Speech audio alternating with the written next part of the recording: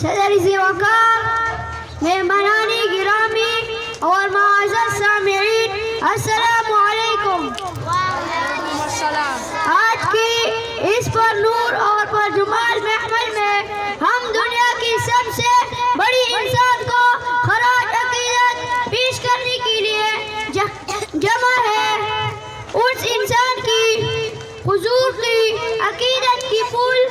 نچار کرنی جا رہی ہے، جس کے لیے سحرگاہ فلک ازل سے چشم بنا تھی۔ پھر 12 ربیع الاول کی ایک صبح اس پھول نے آنکھ کھولی، جس کی خوشبو، جس کی مہک سے سارے عالم نے موتی ہونا تھا۔ ایک ایسا چشمہ پھوٹا جس نے صحرائی عالم کی پیاس بجھانا تھے، ہدایت اور رہنمائی کا وہ دریچہ کھولا جس نے ساری دنیا کو کفر و جہالت کے اندھیروں سے نجات بخشی تھے۔ عالی وقار رسول اللہ صلی اللہ علیہ وآلہ وسلم کو رب رحیم و کریم نے جو مقام عطا فرمایا، وہ نہ آپ صلی اللہ علیہ وسلم سے پہلی کسی کو عطا ہوا، نہ آئندہ ہوگا۔ حسن ظاہری ایسا کی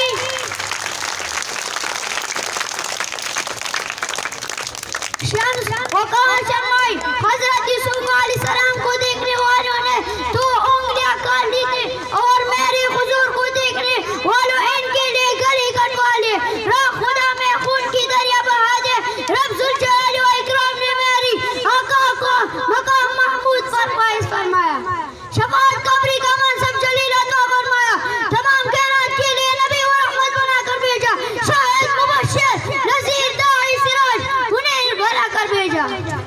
آپ کی امت کو خیر الامم قرار دیا، آپ کو حوض کوثر اور خیر کثیر سے نوازا، آپ کی محبت اطاعت کو اللہ کی فرمان برداری قرار دیا، اس کے علاوہ بے شمار نعمتوں اور برکتوں سے سرکار کو نوازا کہ جن کا عشر عشیر بھی کسی اور کے حصے میں نہ آیا۔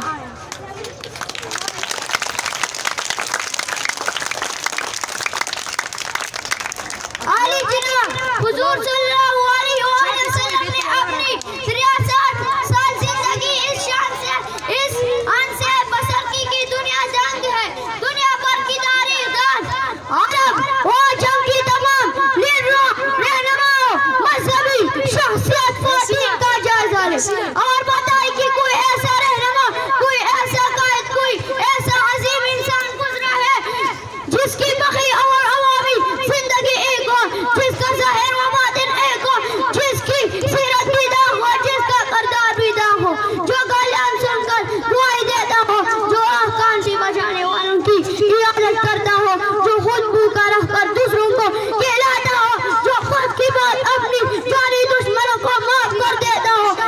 کوئی نہیں ملے گا، کوئی دوسرا ہو ہی نہیں سکتا۔ اری تبھی تو یہ مظلوم مائیکل ہارٹ نے جب دنیا کی 100 عظیم انسانوں کی فہرست بنائی تو اس سے سب سے اوپر پہلی نمبر پر حضرت محمد صلی اللہ علیہ وآلہ وسلم کو رکھنا پڑا۔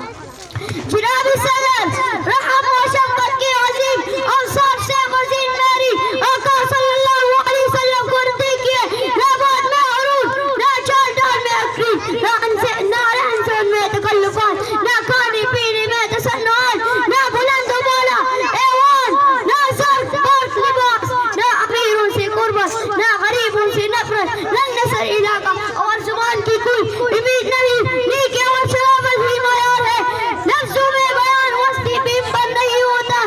لفظوں میں بیان وسطی بیم پر نہیں ہوتا، کوزوں میں کبھی بند سمندر نہیں ہوتا۔ اللہ ہمیں حضور صلی اللہ علیہ وسلم کی سیرت پر عمل کرنے کی توفیق عطا